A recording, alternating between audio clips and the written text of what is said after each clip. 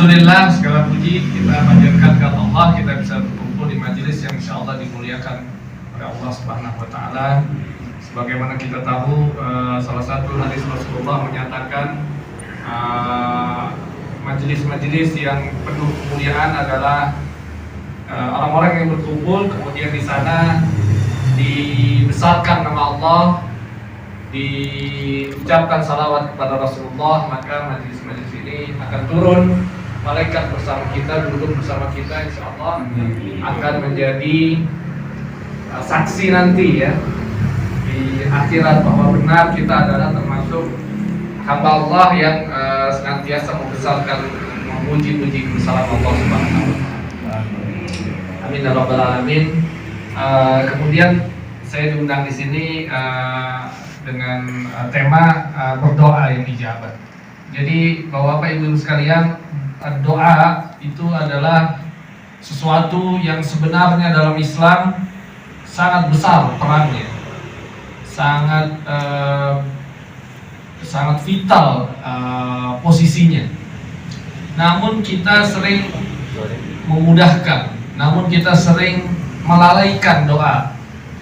Padahal doa bagi orang beriman itu adalah senjata. Dia sesuatu yang sangat mulia. Karena Allah Subhanahu wa Ta'ala di dalam hadisnya mengatakan, wahai manusia, selagi engkau berdoa dan berharap kepadaku, ini kata Allah, maka aku akan mengampuni dosamu dan tidak aku pedulikan lagi dosamu. Jadi dosa yang dulu-dulu kalau kita sudah berdoa, itu Allah tutup. Karena memang Allah begitu senang hambanya berdoa. Allah begitu meninggikan orang-orang yang berharap berdoa kepadanya. Di lain ayat, tadi hadis begitu ya, hadis At-Tirmizi. Di surat Al-Ghafir Allah Subhanahu wa Ta'ala juga berfirman, A'udzubillahi minasyaitonir rajim. Bismillahirrahmanirrahim. Ud'uni astajib lakum innal ladzina yastakbiruna an ibadihi sayadkhuluna jahannama dakhirin. Ud'uni astajib lakum, kata Allah. Berdoalah kepadaku, astajib lakum, maka aku akan kabulkan doa kalian.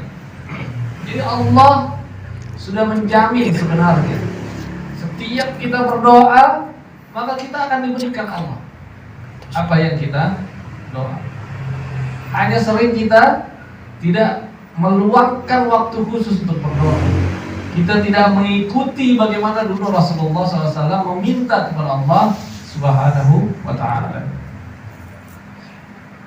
Nah, kemudian di kelanjutan ayatnya, innal ladzina yastakbiruna an ibadati, sesungguhnya orang yang menyombongkan diri karena enggan beribadah kepadaku akan dimasukkan ke dalam neraka jahanam. Jadi orang yang tidak berdoa dianggap kepada golongan orang-orang yang sombong, meskipun dia beribadah kepada Allah, tetapi tidak berdoa, tidak memohon kepada Allah Subhanahu wa Ta'ala.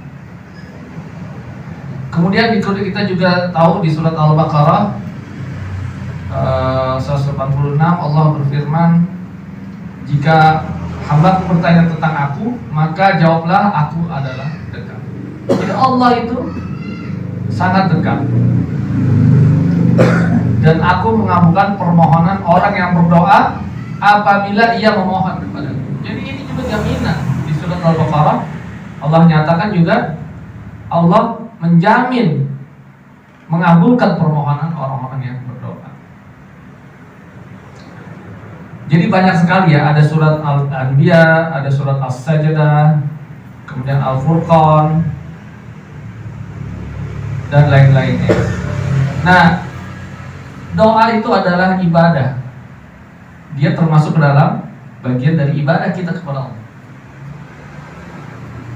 Tadi ya di surat Al-Ghafir. Kemudian dari Imam Hafiz Ibnu Hajar, dia menuturkan, Syekh Taqiyuddin As-Subki berkata, yang dimaksud berdoa itu adalah doa yang sifatnya permohonan. Jadi dia memang memohon kita. Jadi doa itu adalah permohonan kita. Disitulah kita sebenarnya ingin menunjukkan bahwa kita hamba Allah itu butuh Allah Subhanahu wa taala. Itulah di sana makanya Allah menolak kita menjadi atau menyatakan kita tidak masuk ke dalam golongan orang-orang yang sombong. Karena memang begitu kita berdoa kita menunjukkan Allah yang Maha Besar, Allah yang Maha Segalanya. Nah, jadi kemudian Rasulullah SAW juga berkata, dia Abu Hurairah radhiyallahu anhu berkata bahwasanya Rasulullah SAW bersabda, tidak ada sesuatu yang paling mulia di sisi Allah daripada berdoa. Jadi ada hadis Rasulullah SAW yang menyatakan sesuatu yang mulia itu adalah berdoa. Meskipun kemudian Syekh Mubarak Al-Furi menyatakan hadis yang dimaksud itu adalah ibadah yang sifatnya qauliyah. Karena tentu ada ibadah lain seperti jihad yang juga mulia. Tetapi ibadah qauliyah, ibadah yang sifatnya perkataan, yang paling mulia di sisi Allah itu adalah berdoa. Sehingga itu yang harus kita biasakan. Memang kita jarang ya menyempatkan atau mengkhususkan diri untuk kita ingin berdoa khusus. Nah, bahkan Rasulullah SAW juga berkata, barang siapa yang tidak meminta kepada Allah, maka Allah akan memurkainya. Allah murka bahkan kalau ada hambanya yang tidak bermohon, tidak berdoa, nggak senang Allah, gitu ya. Ini Sunan At-Tirmizi. Kemudian karena menurut Imam At-Ta'ibi, Allah Subhanahu wa taala itu sangat senang ketika dia diminta karunia-Nya. Maka barang siapa yang tidak mohon kepada Allah, maka dia berhak mendapatkan sebaliknya. Dan dalam hadis lain Allah Subhanahu wa taala juga mengatakan, Allah itu malu ya kalau ada seorang hamba yang dia sudah berdoa, dia sudah mengadahkan tangannya, kemudian Allah tidak kabulkan. Jadi Bapak Ibu sekalian, dalam Islam sebenarnya tidak ada rumus yang menyatakan kalau kita berdoa itu tidak Allah kasih. Pasti Allah akan kasih. Yang jadi masalah kadang-kadang adalah apakah ya kalau Allah kasih itu baik kepada kita, kan begitu ya. Allah lebih tahu kita. Misalnya kita berdoa ya Bapak Ibu sekalian, ya Allah, saya butuh uang besok 1 miliar, begitu kan.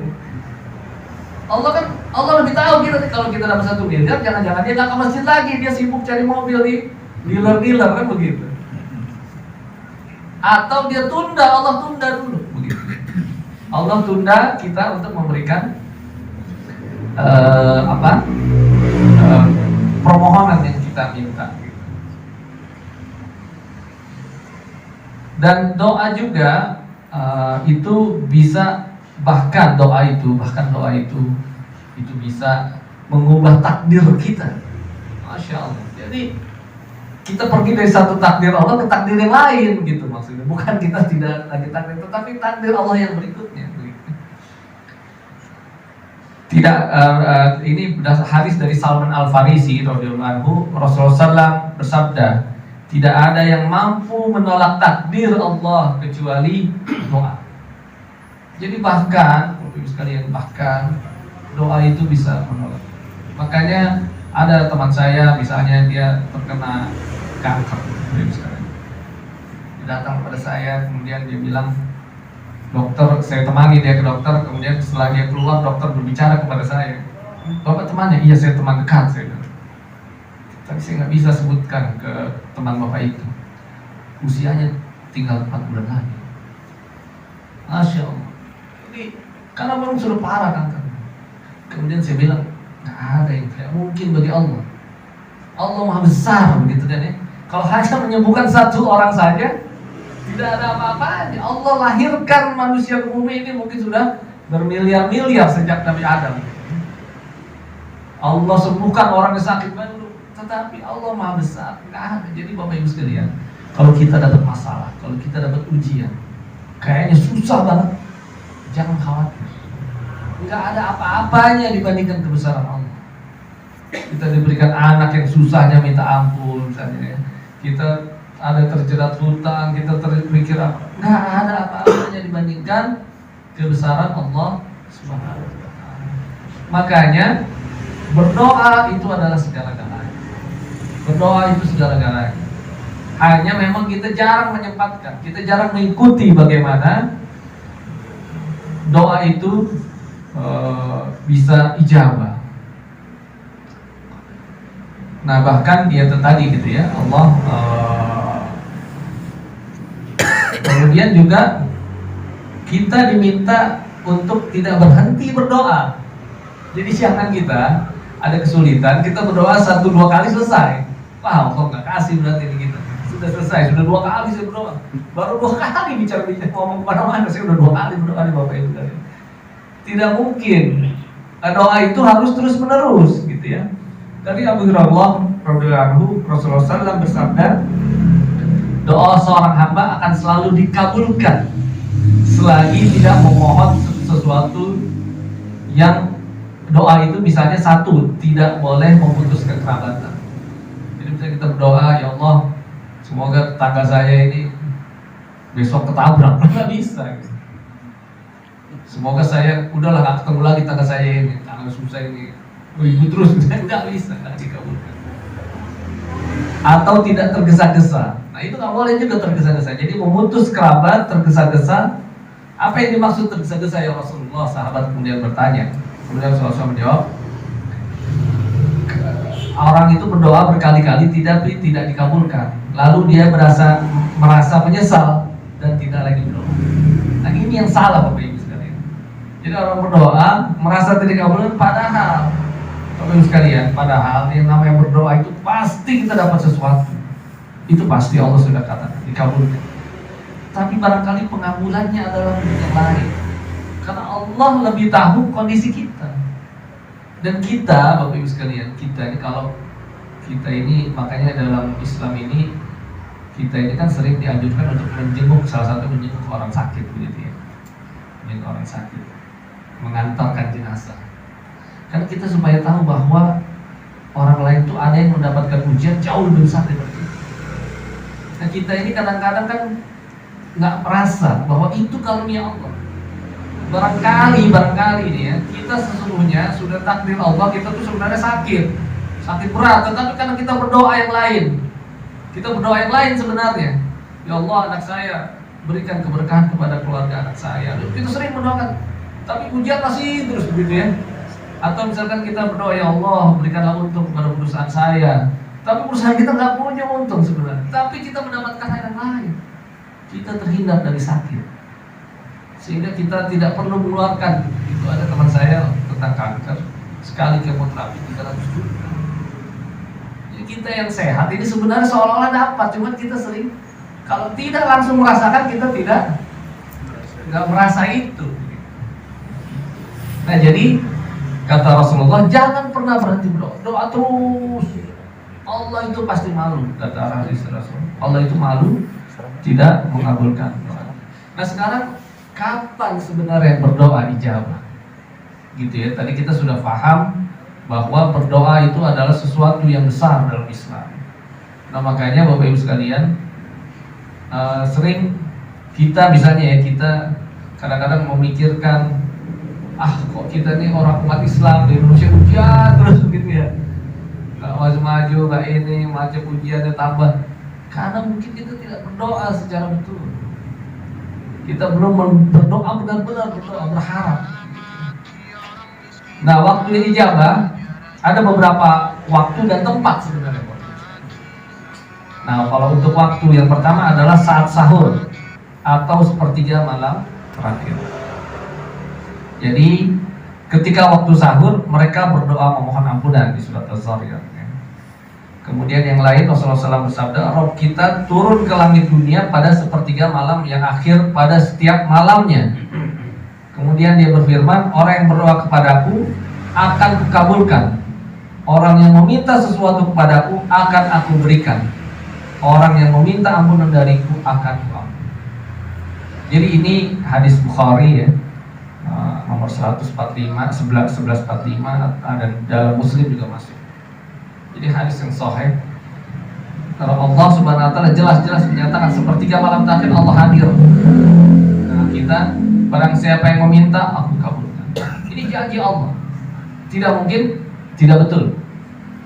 Jadi kalau Bapak punya hajat, kita Bapak Ibu sekalian punya hajat, jangan lewatkan doa. Anak kita ingin masuk kuliah ke kampus yang bagus, anak kita ingin dapat pekerjaan, anak kita mungkin ingin mendapatkan jodoh. Jangan lupa berdoa. Usaha yang lain sudah. Kalau doa, Masya Allah, apalagi doa orang tua kepada anaknya, doa seseorang yang tidak diketahui oleh yang didoakan itu, Masya Allah, besar sekali.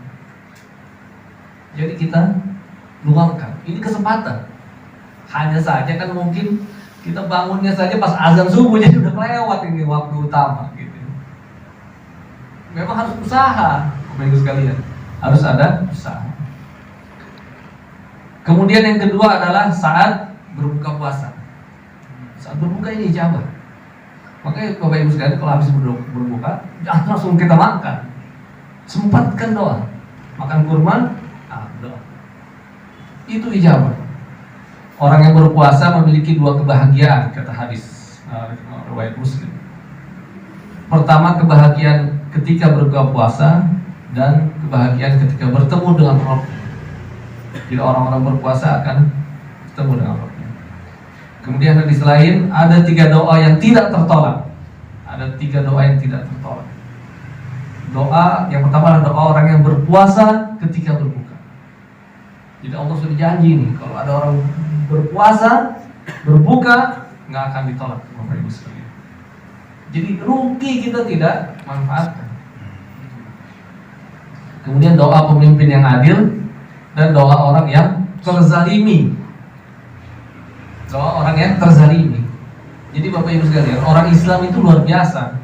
Kalau kita dizalimi, kita dapat peluang emas didengarkan oleh Allah. Bagi kita kalau dizalimi orang, lagi naik motor, preset orang, nggak perlu marah, Bapak Ibu sekalian. Rugi. Kita udah dizalimi, kita jadi emosi, rugi 2 kali. Manfaatkan itu, benar-benar Masya Allah. Saya dosa apa saya? Jadi mungkin kalau gitu semua Bandung ini tertib gitu ya. Nggak ada orang marah-marah lagi di pinggir jalan, karena orang marah dulu. Manfaatkan itu. Kemudian yang berikutnya, yang ketiga, itu adalah doa ketika Lailatul Qadar. Nah, ini hanya khusus ini waktunya, hanya ketika Lailatul Qadar.